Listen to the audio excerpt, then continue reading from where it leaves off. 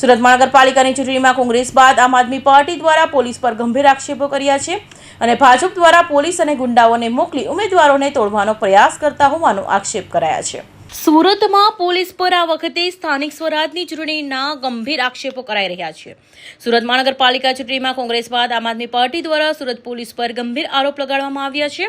આમ આદમી પાર્ટી દ્વારા કરાયેલી રજૂઆતમાં જણાવ્યું હતું કે ભાજપ દ્વારા પોલીસ અને ગુંડાઓને મોકલી આપના ઉમેદવારોને તોડવાની કોશિશ કરાઈ રહી છે। આપ નેતા ગોપાલ ઇટાલિયાએ ગંભીર આરોપ લગાવ્યા છે અને જણાવ્યું હતું કે ભાજપ દ્વારા આમ આદમી પાર્ટીના ઉમેદવારોને તોડવાની શરૂઆત કરવામાં આવી છે। આમ આદમી પાર્ટીના ઉમેદવારોને ફોર્મ પાછું ખેંચવા માટે રૂપિયાની ઓફર આપવામાં આવી રહી છે અને ઓફર નહીં માનનાર ઉમેદવારોને ધમકી આપવામાં આવી રહી છે। આજે આ પ્રેસ કોન્ફરન્સમાં ઉપસ્થિત સૌ મીડિયા સાથી મિત્રોનો આભાર અને સ્વાગત। ગઈકાલે સ્થાનિક સ્વરાજ્યની ચૂંટણીમાં ઉમેદવારી કરવાનો છેલ્લો દિવસ હતો અને મને કહેતા ખૂબ ખુશી થાય છે કે આમ આદમી પાર્ટી દ્વારા ગુજરાતના ઇતિહાસમાં પહેલી વખત બિન ભાજપી બિન કોંગ્રેસી પાર્ટી દ્વારા અંદાજે 6000 જેટલા ઉમેદવારો ઊભા કરવામાં આવ્યા છે। ગુજરાતના ઇતિહાસમાં અગાઉ ક્યારેય પણ કોંગ્રેસ અને ભાજપ સિવાયની કોઈ પાર્ટીએ આટલી મોટી સંખ્યામાં ઉમેદવારો ઊભા કર્યા હોય એવું બન્યું નથી। અમારા માટે આ ખૂબ જ ગર્વ લેવા જેવી બાબત છે કે અમે આટલું કામ કરી શક્યા છીએ, આટલા ઉમેદવારો ઊભા રાખી શક્યા છીએ, એ બહુ સારી બાબત છે। પણ અમે ઉમેદવારો ઊભા રાખ્યા એ બાબતથી ભાજપને બિલકુલ ગમ્યું નથી। પહેલા તો ભાજપે એ કોશિશ કરી કે અમારામાંથી કોઈ ઉમેદવાર ચૂંટણી લડવા તૈયાર થયો હોય તો એ ફોર્મ જ ના ભરે, એના માટે અનેક અમારા દાવેદારો ઉપર, એમના પરિવારો ઉપર પોલીસે દમન કર્યું, ખોટી એફઆઈઆરો કરી, ધાક ધમકી કરી, દાબ દબાણ કર્યું। અનેક એવા વ્યક્તિઓને અમારી પાર્ટીમાંથી ઉમેદવાર બનતા રોક્યા ધાક ધમકી કરીને। તેમ છતાં પણ જે મજબૂત મક્કમ મનોબળના માણસોએ અમારી આમ આદમી પાર્ટીમાંથી ઉમેદવારી કરી એને ગઈકાલ બપોર પછીથી જ ભાજપ અને પોલીસ બે સક્રિય થઈ ગયા।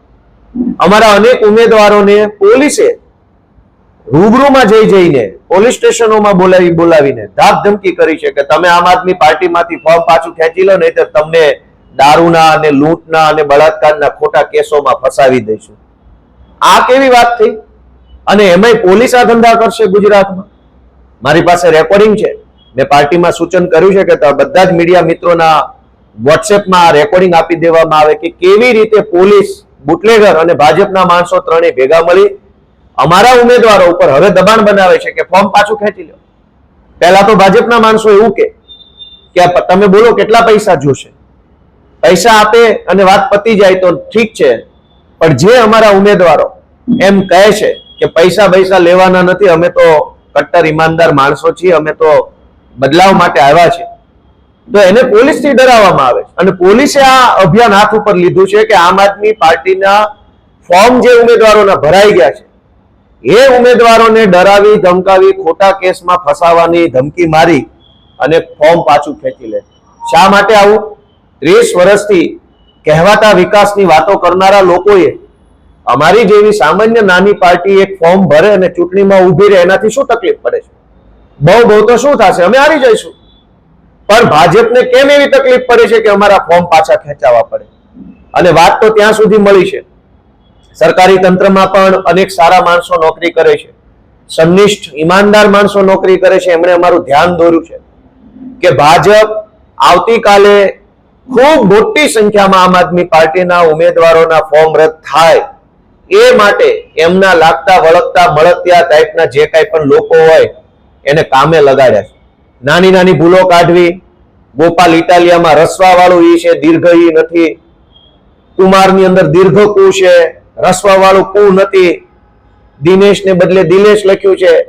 આવા બધા વાંધા વચકાઓ કાઢીને નાની વસ્તુને મોટી બનાવીને કારણ વગરના વાંધાઓ ઊભા કરીને ખૂબ મોટી સંખ્યામાં આમ આદમી પાર્ટીના ઉમેદવારોના ફોર્મ રદ કરવાનું એક ષડયંત્ર ભાજપે ગોઠવી રાખ્યું છે। અને કેટલાક સરકારી માણસોને આની સૂચના આપી હોય એવા મેસેજ અમારા સુધી પહોંચ્યા છે।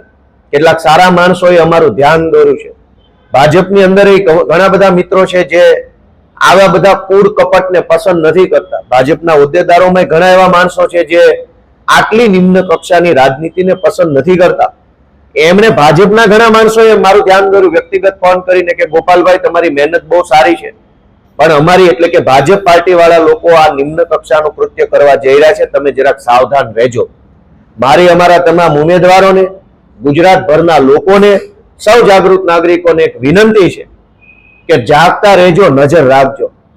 ઉમેદવારી ન કરી શકીએ એના પ્રયત્નો કર્યા, છતાં પણ અમે ઉમેદવાર ઉભા કર્યા તો ફોર્મ પાછા ખેંચાવવા માટે પોલીસ મોકલે છે, પૈસા મોકલે છે, છતાંય અમે ફોર્મ પાછા ન ખેંચીએ તો સરકારી માણસોને હાથો બનાવી અમારા ફોર્મ જ રદ થઈ જાય, અમારા બધા જ ઉમેદવારોના મોટાભાગના ફોર્મ રદ થઈ જાય એવા ષડયંત્ર ચાલુ કર્યા છે.